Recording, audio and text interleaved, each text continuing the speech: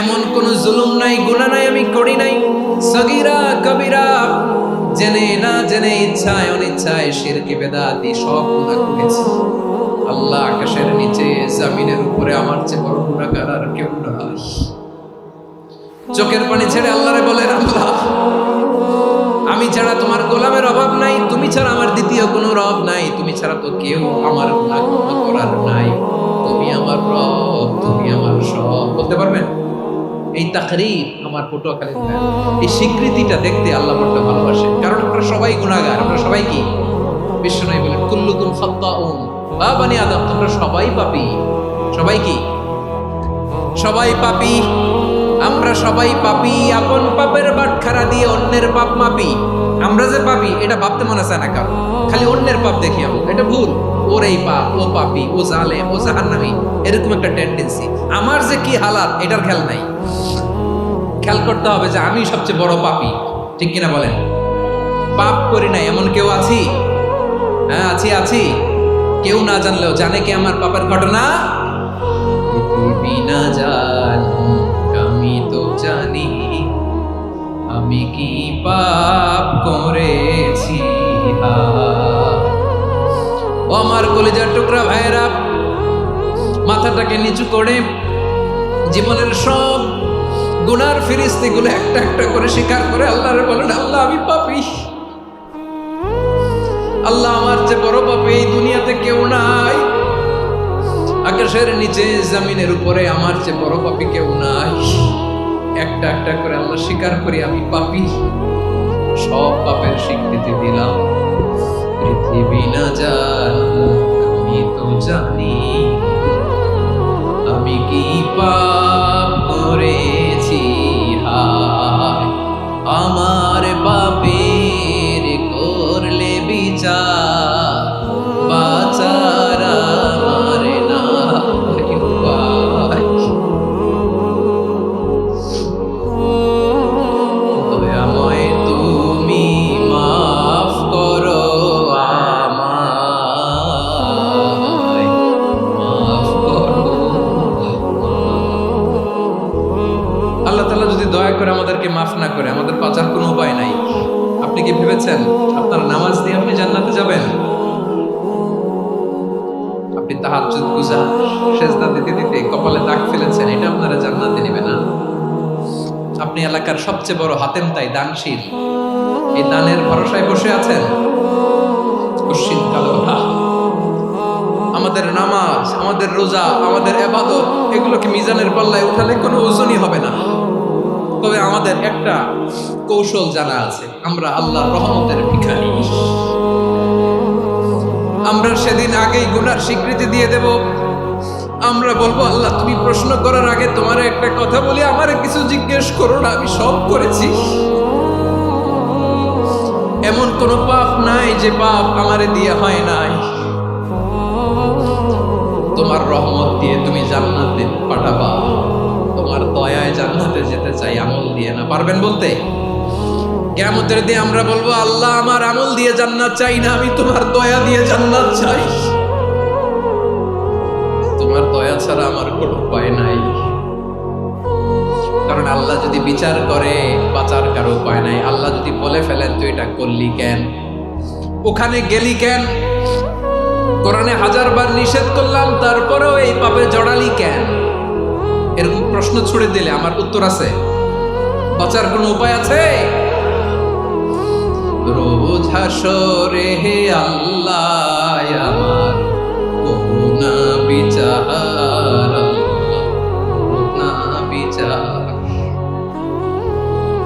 বিচার চাহি না তব দয়া চাহি, এ গুনাহগার করুণা বিচার। আপনার আমল দিয়ে জান্নাতে যাবেন? কি দিয়ে যাবেন? আল্লাহর দয়া দিয়ে। আল্লাহর রহম আর দয়া ছাড়া কেউ জান্নাতের চেহারাও দেখতে পাবে না। চাইবো একজন সত্তার কাছে, আওয়াজ করে বলুন তিনি কে? একজন সত্তার কাছে চাইবো। বিশ্বনবী ওনার চাচাতো ভাই আব্দুল্লাহ ইবনে আব্বাস রাদিয়াল্লাহু তাআলা আনহুকে বললেন, ইয়া আব্দুল্লাহ ইবনে আল আব্বাস, হে আব্দুল্লাহ ইবনে আব্বাস, ইদা সাআলতা ফাসআলিল্লাহ, যখন চাইবে আল্লাহর কাছে যাও। ও আব্দুল্লাহ, যখন চাইবা আল্লাহর কাছে চাও। ওয়া ইদা ইসতাআনতা ফাসতাইন বিল্লাহ, যখন সাহায্য চাইবা আল্লাহর কাছে ফরিয়াদ করো। জেনে রেখো আব্দুল্লাহ, ওয়া'লাম আন্নাল উম্মাতা লাউ ইজতামাআত আলা আন ইয়ানফাউকা বিশাইইন লাম ইয়ানফাউকা ইল্লা বিশাইইন ক্বাদ কাতাবাহু আল্লাহু লাক। ও আব্দুল্লাহ, জেনে রেখো, মনে রেখো, গোটা বিশ্বের সবাই মিলে যদি তোমার উপকার করতে চায় ততটুকুই তারা করতে পারবে যতটুকু আল্লাহ তোমার নসিবে সেটা লিখে রেখেছে। ঠিক কিনা বলেন? আর যদি গোটা বিশ্বের সবাই মিলে তোমার বিরুদ্ধে কনস্পাইরেসি করে, ষড়যন্ত্র করে, গোটা বিশ্বের সবাই মিলেও যদি তোমার ক্ষতি করতে চায় ততটুকুই শুধু পারবে যেটা আল্লাহ তোমার জন্য বরাদ্দ রেখেছে। যতটুকু আল্লাহ তাআলা তোমার জন্য বরাদ্দ রেখেছে অতটুকুই ক্ষতি করতে পারবে, আর এক চুল বেশিও করতে পারবে না, কমও করতে পারবে না। চিল্লায় বলেন ঠিক কিনা?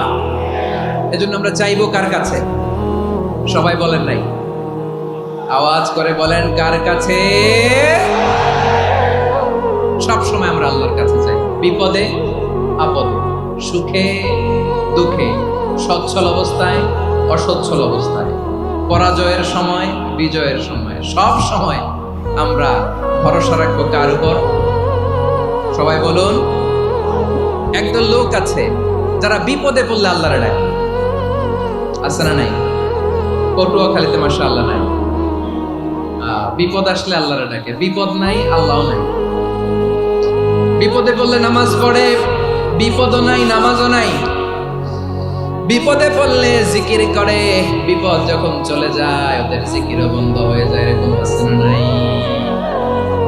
কিছু লোক দেখবেন পরীক্ষা আসলে নামাজ পড়ে, আছে আছে, জেনজি আওয়াজ করো, এরকম আছে? এই কমন পড়ে গেছে, কমন পড়ছে। দেখবেন পরীক্ষার সময় নামাজ পড়ে, পরীক্ষাও নাই নামাজও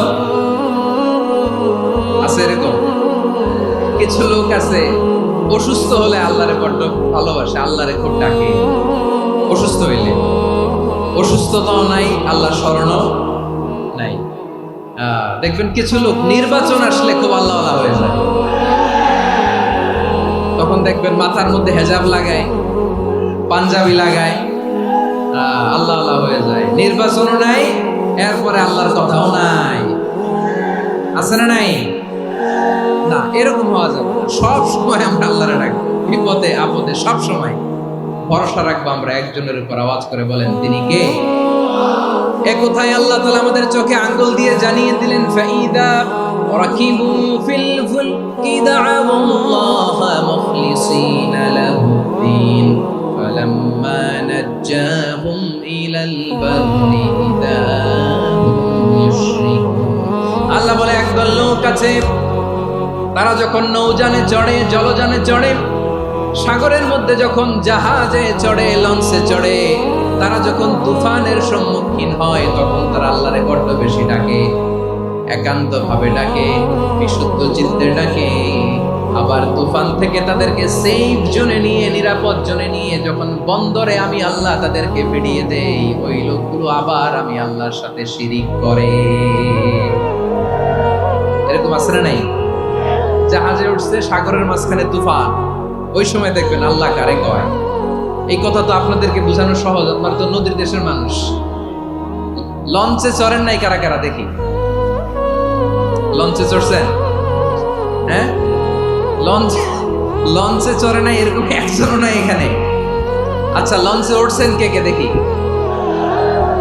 মাশাআল্লাহ মাশাআল্লাহ মাশাআল্লাহ, ঠিক আছে, আপনাদের বোঝানো সহজ। আচ্ছা, লঞ্চে উঠে তুফানের সম্মুখীন